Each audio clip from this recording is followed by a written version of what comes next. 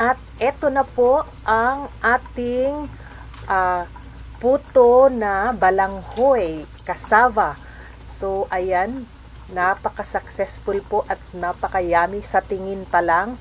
Ayan, sana magustuhan nyo ito at para mapanood nyo kung paano ko ginawa, sundan nyo lang po ang video at gayahin ang ating ginawa na napakasimple pong paggawa ng puto na cassava or balanghoy in Bisaya. Okay?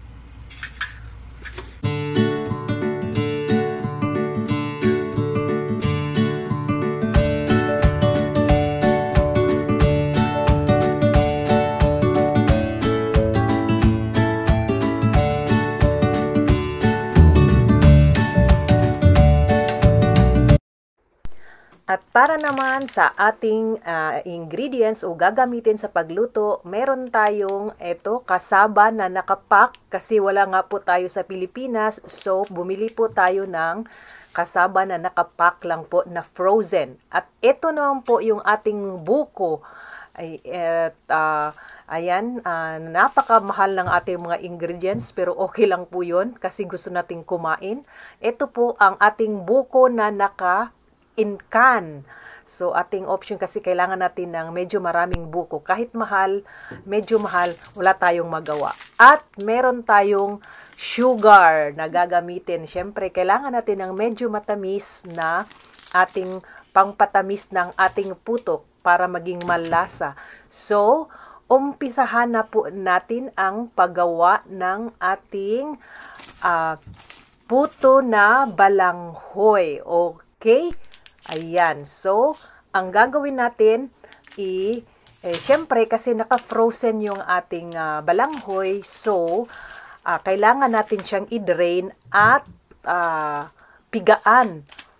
Kagaya nung fresh na mag-grate tayo ng balanghoy, syempre kailangan nating patuyuin or pigaan siya para matanggal yung kanyang mga liquid sa sa balanghoy kasi hindi po dapat yun isali sa pagluluto ng ating puto ngayon. Okay? So, tignan nyo lang po at i-follow lang po yung ating video na ipapakita sa inyo para masundan nyo kung paano ko ginawa or paano ko gagawin ang ating balanghoy na puto or cassava.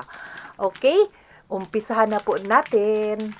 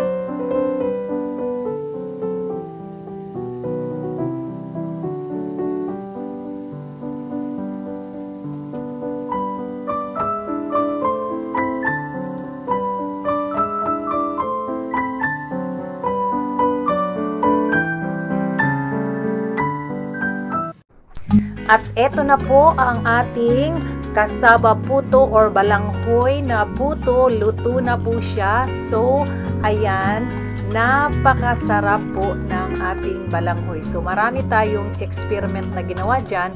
Meron po tayong ginawa ditong sa ilalim lang po yung ating bukayo or ang sweeten natin na coconut or coco meat. Ayan, no, napakasarap.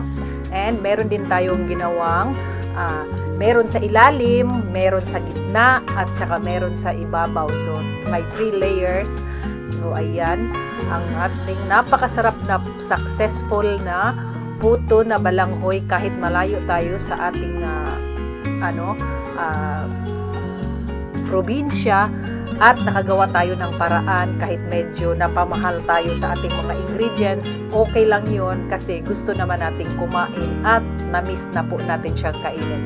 So sa mga gusto pong malaman at may natutunan naman sa video kong ito, sana huwag niyong kalimutang i-subscribe ang ating channel, Kakay Sato po sa Kaysiyahan, at para updated kayo sa ating mga video sa lahat ng ating update sa mga susunod. Okay? So, thank you so much for watching everyone, and bye-bye!